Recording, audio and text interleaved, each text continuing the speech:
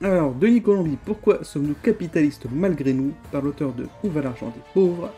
C'est aux éditions Payot. Présentation.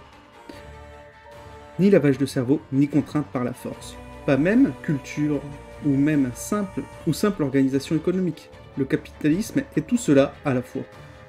Il s'immisce dans nos vies à travers une série de mécanismes par lesquels l'activité économique est apprise, légitimée et finalement reproduite. Tous ces petits attachements, ces petits enrôlements forment un maillage si serré qu'il est difficile de s'en extraire. Ainsi, chaque jour, nous agissons en accord avec ces principes. Bien souvent, nous y adhérons pleinement, même lorsque cela va à l'encontre de nos convictions. Nous n'y participons pas parce que nous sommes ainsi faits. Nous sommes ainsi faits parce que nous y participons. On ne naît pas capitaliste, on le devient, qu'on le veuille ou non. Donc, Denis Colombi, qui est sociologue, il enseigne les sciences économiques et sociales au lycée, auteur du blog Une heure de peine, où il a publié, et il a aussi publié Où va l'argent des pauvres. Et donc c'est Une heure de peine sur Twitter si vous voulez le suivre. Donc, dans le sous-titre de Pourquoi sommes-nous capitalistes malgré nous, c'est Dans la fabrique de l'Homo economicus. Introduction. Le capitalisme est un jeu. Que faisons-nous de nos journées? Une partie d'entre elles est consacrée à produire, à gagner de l'argent ou à gagner sa vie, comme on dit. Ce qui implique bien souvent de d'abord faire gagner de l'argent à d'autres, à une entreprise, à un employeur, à des actionnaires. Une autre part est consacrée à consommer, à acheter des biens, des services, des choses, des objets, des œuvres, des prestations, à les accumuler, les collectionner, les utiliser un temps pour mieux les remplacer ensuite par d'autres. Parfois différentes, parfois identiques. Souvent, devant l'un de nos achats compulsifs ou non, on se demandera si l'on en avait vraiment besoin ou si l'on aura le temps de véritablement en profiter. Par moments, on se demandera pourquoi on a fait tant d'efforts pour ça, pourquoi l'on perd sa vie à la gagner, pourquoi il faut travailler plus pour gagner plus, sans savoir ce que l'on gagne vraiment, parfois sans même savoir toujours ce que l'on fait, ni pourquoi. Et pourtant, on continue, on produit, on achète, on consomme, on prend un crédit. On travaille pour rembourser ce crédit, pour acheter encore, produire encore, consommer toujours, travailler encore plus, produire, consommer, travailler à l'infini. Il y a quelque chose de très étrange dans nos vies économiques. Chacun a fait l'expérience au moins une fois dans sa vie d'un sentiment de vide face à un travail qu'il faut sans cesse recommencer, sans en saisir la finalité. Devant un achat inutile auquel on a pourtant été incapable de résister, ou encore devant la destruction tout à la fois incompréhensible et apparemment inévitable de l'environnement. De fait, le capitalisme semble particulièrement facile à critiquer. Il suffit pour cela de le décrire, de mettre à plat, comme je viens de le faire, certaines de ses manifestations, ou certains des comportements qu'il nous fait adopter, pour qu'en apparaissent les limites et l'absurdité. D'ailleurs, ni les théoriciens critiques ni la fiction ne s'en sont jamais privés. Pour dénoncer de la condition du prolétariat de l'Europe du XIXe siècle, Karl Marx n'avait pas grand-chose de plus à faire que rapporter l'existence de la misère ouvrière, de la montrer et de la commenter. Le travail d'analyse vient après. Et qu'a fait Chaplin dans les temps modernes Et qu'a fait Chaplin dans les temps modernes en 1936, sinon de décrire avec finalement bien peu d'exagération et un soupçon de métaphore le travail à la chaîne et la réalité de l'industrie américaine de son temps. Encore aujourd'hui, une série comme Black Mirror, créée en 2011 par Charlie Brooker, peut porter un regard critique sur le capitalisme sans avoir à faire beaucoup plus que d'avancer dans le temps de 10 petites minutes, pour voir les conséquences prévisibles de l'ubérisation ou de l'évaluation permanente, quitte à se faire rattraper un peu trop souvent par la réalité.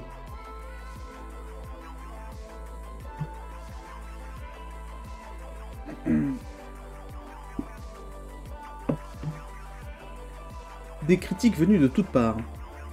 Absurde donc le capitalisme? Sans doute. En tout cas, bien facile à critiquer. À tel point qu'on se demande qui exactement le défend encore. Évidemment, sur le plan politique, la gauche se montre facilement critique vis-à-vis de l'économie de marché, et plus généralement du fonctionnement actuel de l'économie, qu'il s'agisse d'en regretter certaines conséquences dommageables ou d'en appeler à une rupture révolutionnaire. Mais même à droite, où l'on pourrait s'attendre à rencontrer des défenseurs du statu quo,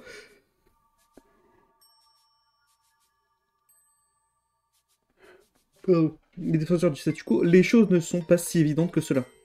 N'est-ce pas Nicolas Sarkozy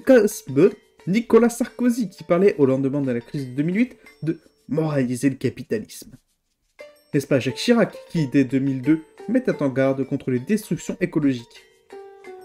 Et même Emmanuel Macron n'a pas hésité occasionnellement à dénoncer les dérives du capitalisme devenu fou.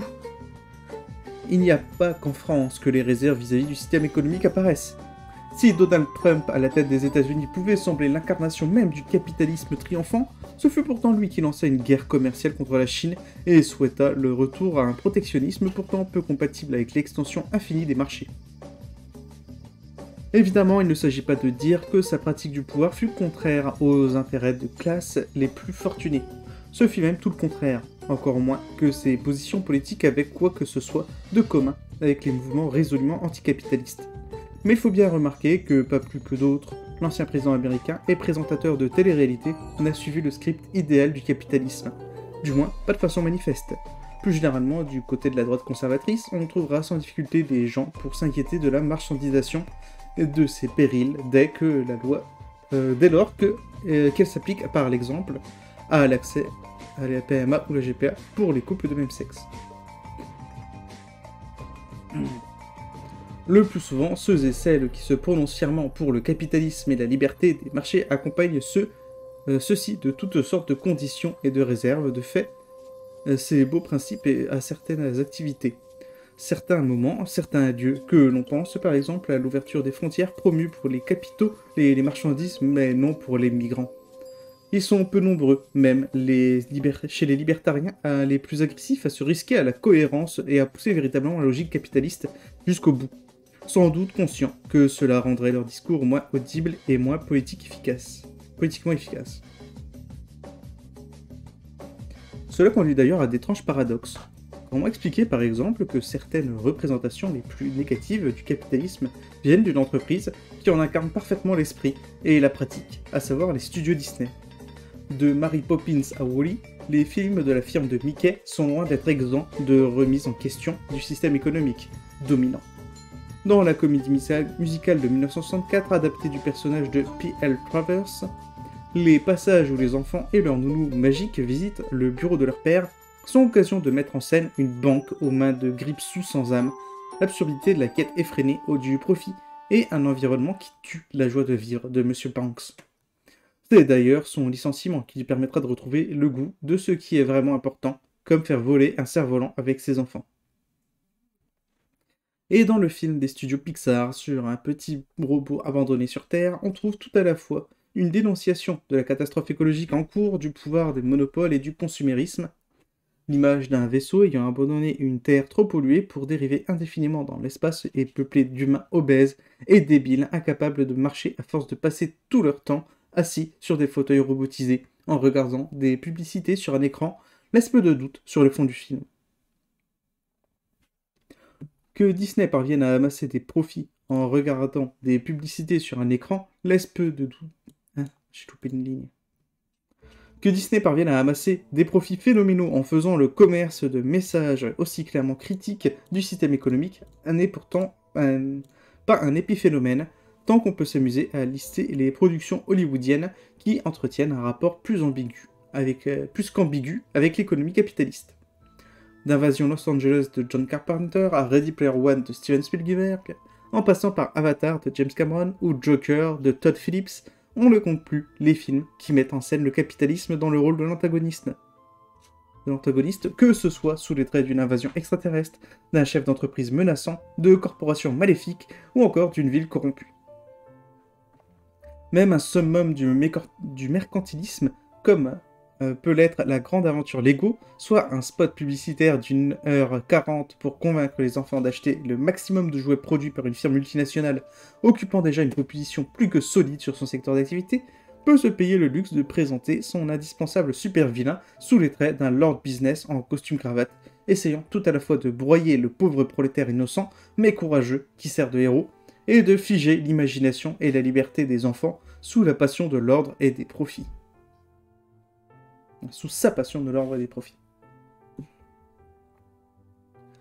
Évidemment, pour beaucoup de ces films, le cinéphile attentif pourra sans doute expliquer pourquoi leur apparence anticapitaliste n'est qu'une façade qui cache une réalité beaucoup plus crue. Souvent... Ah, j'ai loupé. J'ai perdu ma ligne, encore une fois. C'est terrible. Beaucoup plus crue. Souvent, le dénouement heureux ne se contente de remplacer un capitaliste mal intentionné par un capitaliste bien intentionné. À la fin de Pretty Woman, le héros ne finit-il pas par repousser le méchant financier au profit du bon capitaine d'industrie? Et tout le monde se retrouve heureux sans pousser la critique plus loin quand il ne s'agit pas simplement de faire l'apologie de la famille américaine ou de l'amitié plutôt que de penser à des alternatives politiques. Il n'empêche qu'il est frappant de voir comment le discours critique vis-à-vis du fonctionnement économique est facile à tenir, à décrypter et à accepter par les spectateurs, au point que sa monétisation s'avère hautement profitable. Ce que montrent ces exemples, c'est tout au moins que le capitalisme peut exister sans que chacun y adhère corps et âme, ou plutôt sans que cette adhésion ait à être permanente. Le capitalisme s'accommode fort bien de la contradiction. Et petit aparté sur du coup les films Lego qu'il a mentionnés, eh bien, ils sont très bien. Vous pouvez les voir si vous voulez. C'est de la bonne cam. Bref. Nos contradictions. Pourtant, les contradictions sur le capitalisme ne sont pas seulement celles que quelques entreprises avides de faire du profit sur le dos de la critique sociale. En un sens, elles nous traversent et tous et toutes à des degrés divers. Tout le monde n'adhère pas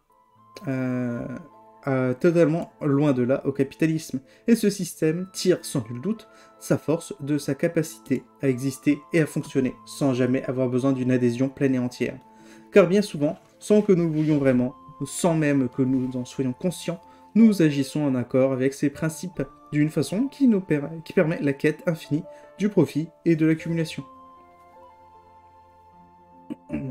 Prenons le sommeil par exemple. Voilà une activité qui nous semble on ne peut plus naturelle, biologique même. Nous sommes nombreux à vivre avec l'idée que l'humain a besoin de 8 heures de sommeil consécutifs par jour. Nous pouvons même avoir le sentiment, lorsque nous arrivons à les avoir, de résister ainsi à la pression d'un capitalisme parti à l'assaut de nos nuits. Et bien décider à se saisir de ce temps inutile pour nous.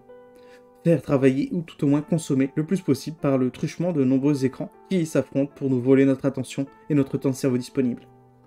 Et pourtant, comme le fait remarquer l'historien Roger Eckrich, cette simple conception d'un sommeil en bloc unique de 8 heures apparaît au moment des révolutions industrielles du XIXe siècle. Avant cela, la norme en Occident, dont témoignent diverses sources collectées dans les archives, était plutôt le sommeil biphasique, soit divisé en 2 périodes séparées par une veille d'1 heure environ, où prenaient place diverses activités, allant de la prière aux soins des bêtes en passant par les relations sexuelles. Cette grande transformation du sommeil s'explique à la fois par la diffusion des éclairages artificiels, plus besoin de se coucher dès la nuit tombée, avant cette fameuse phase d'éveil. Et surtout, pas une organisation nouvelle du temps liée aux transformations du travail, et donc aux impératifs de l'industrialisation, et in fine au capitalisme.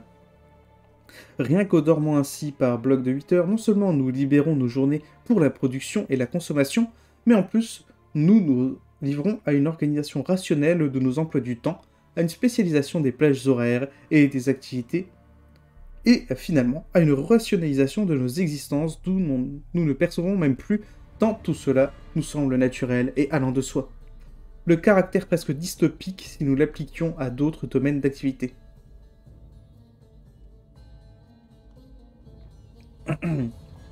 Si quelque chose d'aussi simple que notre sommeil est modéré par le capitalisme et ses exigences, il faut bien envisager que ce soit également le cas d'une grande partie de nos comportements ou de nos modes de pensée. Et même si cela n'est pas toujours agréable à reconnaître, il y a bien d'autres domaines où nous en venons à agir en accord avec ces principes. Bien souvent, nous nous retrouvons dans une position semblable à celle de l'homme qui se déclare bien évidemment féministe, tout en laissant à sa compagne la charge entière des tâches ménagères, même lorsque cela heurte les convictions politiques auxquelles nous sommes officiellement du moins le plus attachés. Nos comportements concrets ne suivent pas forcément. Nous nous retrouvons en un sens capitaliste à l'insu de notre plein gré. Pour reprendre la formule consacrée d'une dénégation peu convaincante, peu comme consommateurs, non seulement nous achetons et consommons, Mais bien souvent, nous surconsommons, accumulons et jetons et remplaçons, sans prêter attention aux conséquences sociales et écologiques de nos choix. Régulièrement, nous en venons à tout traiter comme des marchandises, même ce qui a priori révulse nos consciences.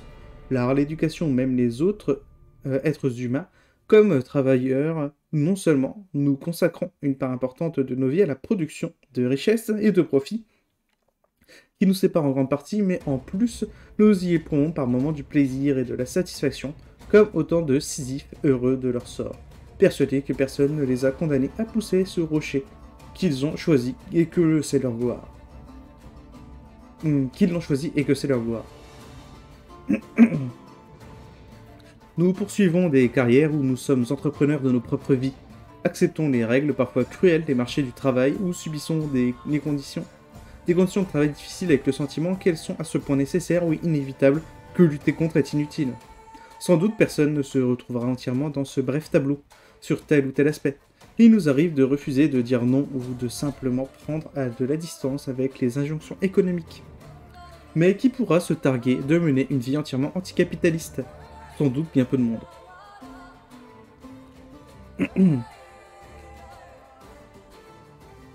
Je vais ressortir du monde sombre parce que c'est un peu chiant, tout simplement. Hop.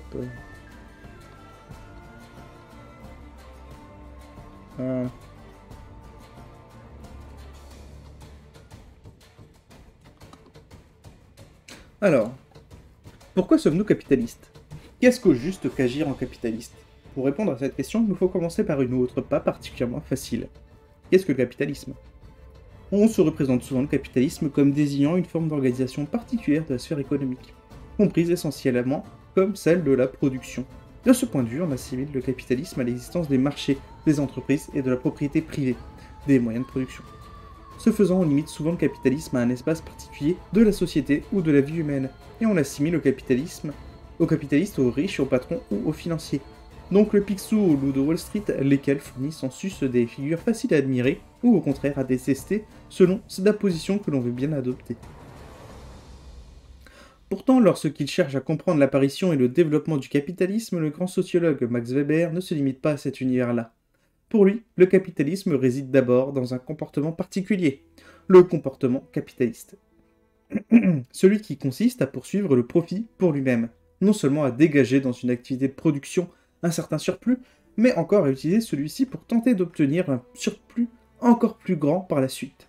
Certes, c'est un comportement qui se rencontre dans les milieux que l'on désigne intuitivement comme capitalistes, qu'il s'agit de l'actionnaire qui surveille son retour sur investissement ou du trader qui court après les bonus.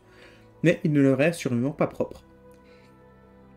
Non seulement l'appât du gain et même sa poursuite indéfinie se retrouve bien ailleurs dans la société, y compris là où l'on ne l'attendait pas forcément. L'artiste ou le sportif qui poursuivent inlassablement la quête de la reconnaissance et de la richesse sont-ils si différents? Mais encore le retrouve-t-on tout au long de l'histoire, en bien des lieux et bien des époques, avant la naissance du capitalisme. Les marchands et les négociants ne désirent rien tant que l'accumulation d'or et de richesses se retrouve dans bien des contes des mythes de l'Occident et de l'Orient. De l'Occident et de l'Orient, tout comme la figure de l'avare ou du dieu argent.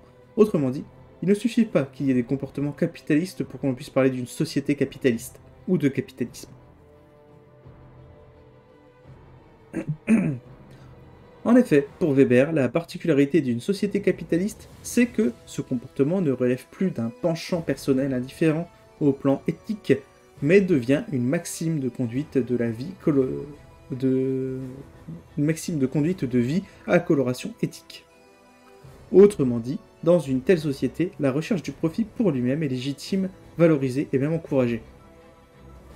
Ce qui n'était jadis qu'un comportement individuel, qui plus est, souvent condamné notamment par les religions, est devenu une norme importante, sinon dominante. Certes par la seule existence, car les sociétés modernes sont aussi caractérisées par une guerre des dieux, où des principes éthiques différents coexistent et se contredisent, mais suffisamment ancrés pour qu'il soit possible de justifier son comportement au regard de ce principe. D'immoral et de condamné par les religions, il est plus facile pour un chameau de passer par le chat d'une aiguille que pour un riche d'entrer dans le royaume des cieux, disent les évangiles. L'enrichissement est devenu une vertu, à tel point que l'on peut reprocher aux jeunes de ne pas avoir suffisamment envie de devenir milliardaire, comme le faisait Emmanuel Macron lorsqu'il était ministre de l'économie. La caractéristique d'une société capitaliste, c'est que poursuivre le profit pour lui-même y devient, dans une certaine mesure, une obligation, ou à défaut, a au moins une certaine légitimité. Dans l'analyse de Weber, c'est une certaine interprétation religieuse, celle du protestantisme puritain, qui va au premier temps du capitalisme faire de l'engagement économique une vertu morale, et enclencher le processus de transformation de la société vers ce qu'il appelle le capitalisme rationnel, un terme sur lequel on reviendra. Or, il reconnaît que cela ne concerne que le début de la trajectoire du capitalisme européen. Comme il l'écrit, le puritain voulait être un homme besogneux, et nous sommes forcés de l'être. Nous sommes pris aujourd'hui dans une cage d'acier, qui nous pousse à agir en accord avec les principes du capitalisme.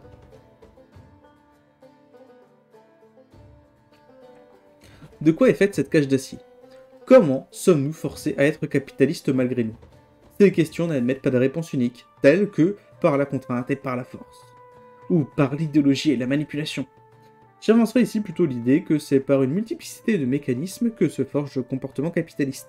Celui-ci est le résultat d'une foule de petits attachements et de petits enrôlements qui forment un maillage serré dont il est difficile de s'extraire. Pour le comprendre, passons par une autre métaphore. De la cage d'acier au Monopoly.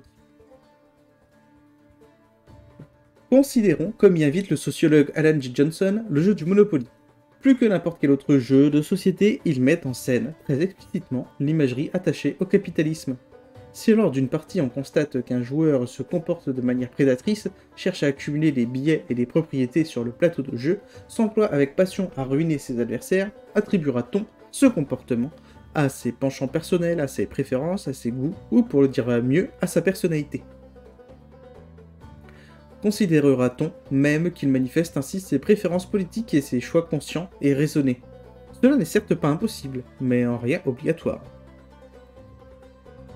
En agissant de la sorte, le joueur ne fait que se conformer à ce que le jeu de Monopoly attend de lui. Il est parfaitement envisageable qu'il ait, en dehors du jeu, des penchants politiques et éthiques tout à fait différents, qu'il professe et mette en pratique la solidarité, le partage, le don et l'amour du prochain, de la même façon qu'un joueur d'échecs n'aura pas forcément l'âme d'un général prêt à sacrifier une partie de ses troupes à la protection d'un roi, ou qu'un adepte du jeu vidéo Mario peut préférer la République à la monarchie et voir d'un mauvais œil le massacre des tortues ou le port de fourrure de raton laveur. Dans tous ces cas, ce sont les jeux et les règles qui expliquent la façon dont se comportent les joueurs, beaucoup plus que leur individualité ou leurs préférences. Est-il possible de jouer au Monopoly sans se montrer cupide? Dans l'absolu, oui, mais cela n'est pas simple. Il faut à minima renoncer à gagner, ou accepter que ses chances de l'emporter soient très sérieusement revues à la baisse. Et si on veut détourner ou contourner les règles, voir que ces chances... ou en inventer de nouvelles, il faudra convaincre les autres joueurs et joueuses. Ce qui va demander du temps, des efforts et des sacrifices. Dans un certain nombre de cas, il faudra même fabriquer un nouveau plateau de jeu, de nouvelles cartes, chances ou caisses communes, de nouveaux pions. Accepter de jouer au Monopoly en se contentant de poursuivre le profit le plus grand possible au détriment de ses partenaires constitue ce qu'Alan J. Johnson appelle le chemin de moindre résistance. Path of least resistance en anglais. Un comportement présélectionné par les paramètres du système où le joueur est inséré et dont l'adoption va demander le moins d'efforts et qui, de ce fait, sera le plus répandu parmi les personnes concernées. Qu'est-ce qui contraint le joueur de Monopoly à se comporter conformément à ce que le jeu attend de lui? Ni une force extérieure particulière, ni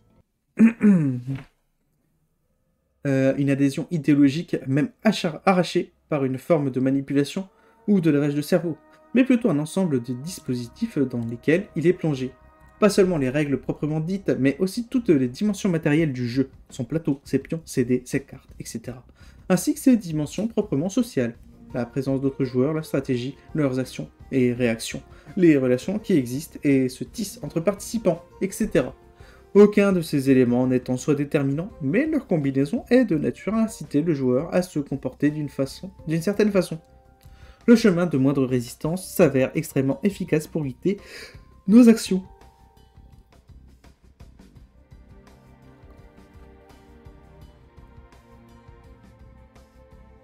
À bien des égards, l'économie contemporaine ressemble au Monopoly.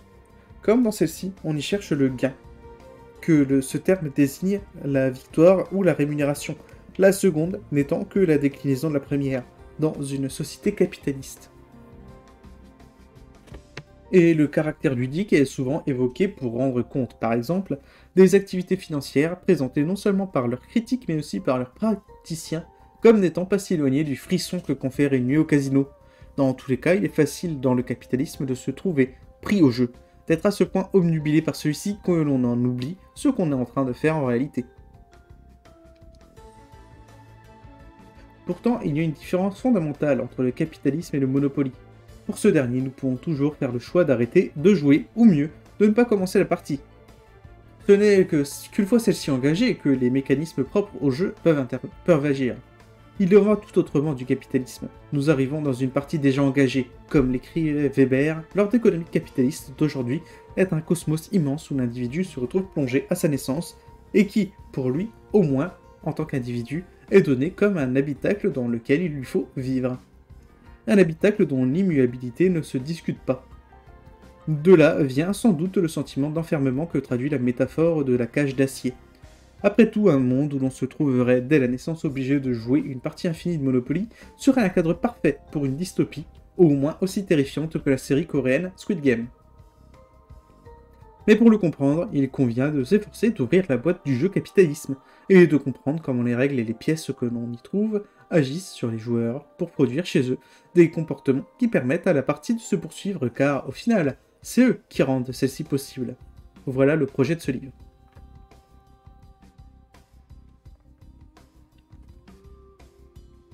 Au ras du sol. Pour traiter du capitalisme, il pourrait sembler naturel de se tourner vers une science économique. Pourtant, force est de constater que ce thème n'est pas dominant chez les économistes contemporains. Pour beaucoup d'entre eux, le capitalisme est un cadre idéologique qui n'a pas véritablement besoin d'être pensé, et encore moins conceptualisé. Que ce soit au plan théorique ou empirique, leur problématique est d'ailleurs ils s'intéressent aux institutions à mettre en place pour garantir le meilleur usage des ressources rares, aux conséquences de telle ou telle politique, ou plus classiquement au fonctionnement des marchés et de ses nombreuses imperfections. Même si les travaux de Thomas Piketty ont tenté de remettre cette thématique sur le devant de la scène, l'opération n'a pas entièrement été couronnée de succès. Et ce sont plutôt les inégalités, autre thème d'une importance considérable et trop longtemps négligé par la science lugubre, qui ont fait l'objet de débats renouvelés. Quant aux chercheurs qui essentialisent dans les rangs de ceux que l'on appelle les hétérodoxes, qui essentiellement dans les rangs de ceux qu'on appelle les hétérodoxes, traitent le plus fondamentalement du capitalisme, ils l'analysent le plus souvent à un niveau macroéconomique, c'est-à-dire à l'échelle de la régulation du système économique. Et leurs travaux visent généralement à identifier des types différents de capitalisme ou à analyser les équilibres et déséquilibres de celui-ci. Tous ces travaux sont évidemment fort utiles, mais sans tomber dans les caricatures les plus courantes sur la science économique, il faut reconnaître que les économistes ne s'intéressent pas ou peu à ce qui nous préoccupe ici, l'action économique. Il s'agit le plus souvent pour eux de disposer d'une représentation de celle-ci pour construire un modèle quitte à intégrer les limites cognitives et comportementales des acteurs. Pour expliquer le comportement de l'action capitaliste et plus encore la façon dont elle est liée à une organisation sociale particulière, il faut emprunter un autre chemin, celui de l'enquête.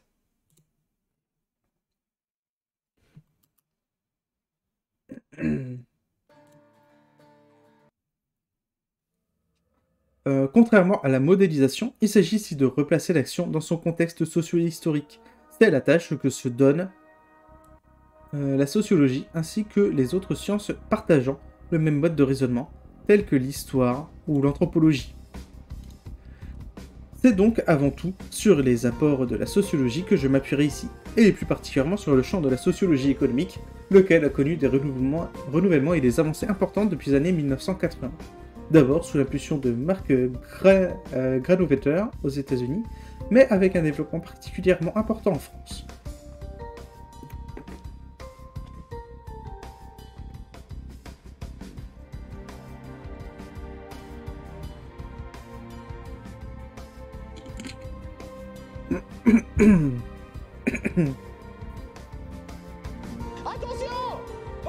Salut HS. Avec l'histoire, la sociologie est sans doute la discipline la plus... qui a le plus de choses à dire aujourd'hui sur le capitalisme.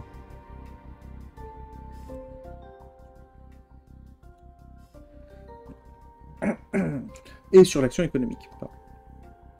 Comme on verra, elle s'est développée au moment où celui-ci a pris son plein essor, autour des révolutions industrielles et politiques des 18e et 19e siècles, à un moment où, confrontés à des bouleversements rapides et profonds, les individus avaient besoin de comprendre ce qui leur arrivait. Contrairement à l'économie, cette science a toujours refusé d'évacuer la dimension historique de ces objets. On ne peut par exemple y étudier le comportement du consommateur comme si celui-ci était le même en tout lieu et en tout temps. Au contraire, il faut le replacer dans son contexte, dans un lieu, une époque, une société. C'est pour cela que la sociologie n'a jamais pu ignorer le caractère capitaliste des sociétés contemporaines. C'est pourquoi elle s'est toujours employée à le comprendre, à l'analyser, et ce faisant à en permettre la critique. C'est-à-dire que l'on prenne de la distance vis-à-vis du fonctionnement de l'économie, et que l'on puisse s'interroger dessus. C'est à l'exercice de cet esprit critique que je voudrais inviter le lecteur.